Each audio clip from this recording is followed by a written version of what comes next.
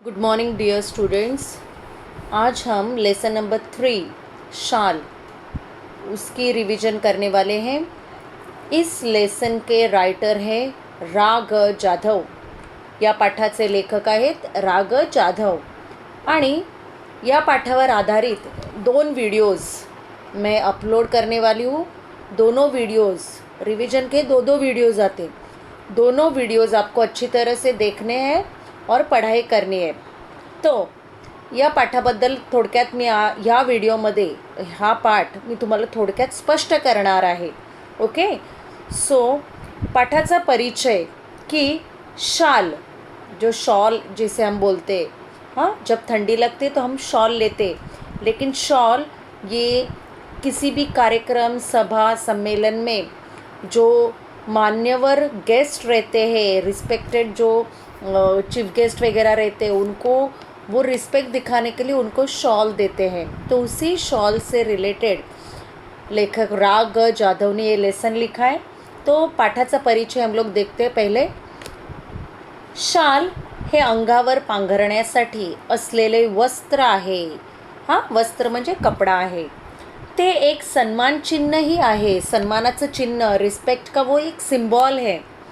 लेखकांना मिळालेल्या शालींचा उपयोग किंवा वापर त्यांनी कसा केला व त्यातून त्यांनी कोणते अनुभव घेतले, हां, याची माहिती या पाठात दिलेली आहे। बघा, लेखक एक फेमस राइटर है और उनको बहुत सारी शॉल्स मिली थी और उन शॉल्स का उन्होंने जो सही इस्तेमाल किया है वो इस लेसन में कहा है।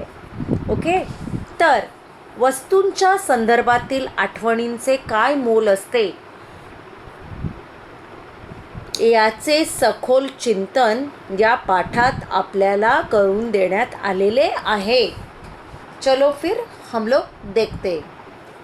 आता बघा की पु ल देशपांडे हे काही कामानिमित्त पु ल देशपांडेकडे लेखक गेले होते। पु ल देशपांडे आणि त्यांच्या पत्नी सुनीताबाई, उनकी वाइफ है सुनीताबाई, उन्होंने जब वो निकल रहे थे तभी कहा कि आपको मैं अगर शॉल दूंगी तो चलेगा क्या। आणि राइटर ने वो शॉल ली और उन्होंने वो शॉल संभाल के अपने सूटकेस में रखी थी।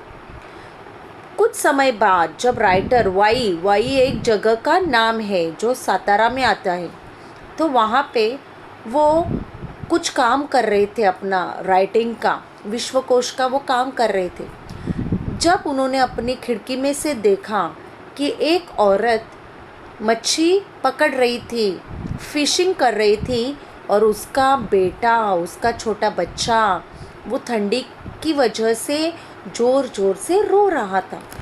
ये चित्र देखे, हा प्रसंग बघून लेखकाला खूप वाईट वाटलं आणि मग त्याने त्या बाईला खिडकीतून हाक मारली, आवाज दिले आणि सांगितलं, त्या बाळाला आधी या शालीत गुंडाळ आणि मग मासेमारीत बैस। मतलब देखो, जो शॉल, पु ल देशपांडे ये बहुत फेमस राइटर है मराठी के। हाँ, आप लोगों ने उनका उपास लेसन भी पढ़ा है, आपको मालूम है, वही है वो। तर मुलांनो, वो शॉल जो सूटकेस में रहती, वो तब उसका उपयोग सही इस्तेमाल होता, या राइटर ने जब उसे उस औरत को दिया तब उसका सही इस्तेमाल हो गया है। कविवर्य नारायण सुर्वे, हाँ, सभा सम्मेलन गाजवीत और वो हमेशा इधर उधर उनके कार्यक्रम चालू रहते थे। तो एक बार उन्होंने क्या कहा कि या शाली घेऊन मी अधिक शालीन बनू लागलो आहे। तो बच्चों, यहाँ पे आगे उन्होंने क्या कहा है हमसे कि कविवर्य म्हणाले की शालीमुळे शालीनता येत नसते, नाहीतर मी कर्जबाजारी होईन, भिकेला लागेन, पण शेकडो शाली खरेदी करून सर्वांना एक एक शाल लगेचच नेऊन देईन। आणखीन पुढे लेखक आपल्याला सांगतात की 2004 साली लेखक मराठी साहित्य संमेलनाचे अध्यक्ष झाले आणि त्यामुळे त्यांना विविध कार्यक्रमांना हजर राहावे लागले। प्रत्येक कार्यक्रमात त्यांना शाली भेट म्हणून दिल्या जात होत्या. आणि मग त्यांच्याकडे शालींचं त्यांचं गाठोडच तयार झालं, बनलं होतं.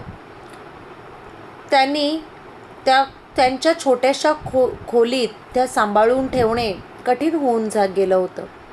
मग लेखकांनी त्या शाली हळूहळू वाटून टाकल्या. कोणाला दिल्या? गरीब श्रमिकांना. गरीब श्रमिक म्हणजे कोण? कामगार होते, गरीब लोक जी होती, कष्ट करणारी लोक होती, अशा लोकांना त्यांनी शाली वाटून टाकल्या. इथे शालींचा खरा उपयोग झालेला आहे मुलांनो, समजते की नाही?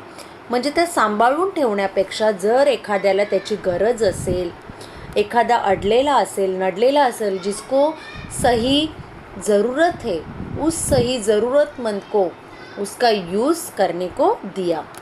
नेक्स्ट पैसेज या नेक्स्ट पेज पे कवि क्या बोलते देखो कि राइटर ओंकारेश्वर का मंदिर था, हाँ, वहाँ पे वो हमेशा जाते थे.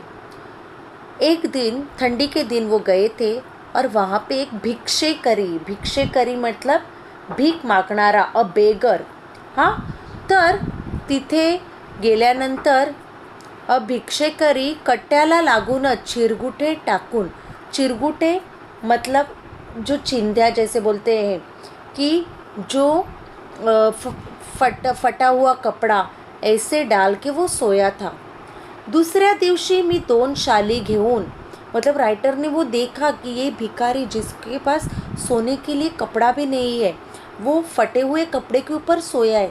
तो नेक्स्ट डे राइटर ने क्या कहा, जाते समय वो 2 शॉल, क्योंकि राइटर के पास शॉल का भंडार था, बहुत सारे शॉल थे, वो लेके गया आणि त्या म्हाताऱ्याला दिल्या. त्याला 2 शाली दिल्या. त्याने थरथरत्या हाताने मला नमस्कार केला. पुढे 4-5 दिवस मला काही कामामुळे संध्याकाळी ओंकारेश्वरला जाण्यास उसंत लाभली नाही. मतलब 4-5 दिन राइटर वहाँ पे नहीं गए और उसके बाद वो वहाँ पे गए. राइटर को उस बूढ़े जो भीख मांगने वाला आदमी था उसकी याद आ गई. तो नेहमीच्या ठिकाणी नव्हता, मतलब जहाँ पे वो रहता था वहाँ पे नहीं था. फिर राइटर आगे चले गए, पुढे चालू लागलो आणि बाद में जाकर राइटर को वो भिखारी दिखाई दिया.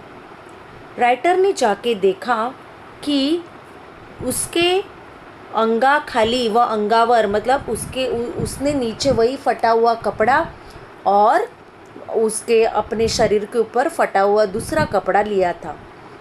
राइटर ने उनसे कहा, बाबा तुम्ही मला ओळखलं? मतलब उन्होंने कहा कि आपने मुझे पहचाना? त्याने नकारार्थी मान हलवली. नकारार्थी मतलब नेगेटिवली नहीं. मग राइटर ने कहा कि 4-5 दिन पहले मैंने आपको शाल दी थी.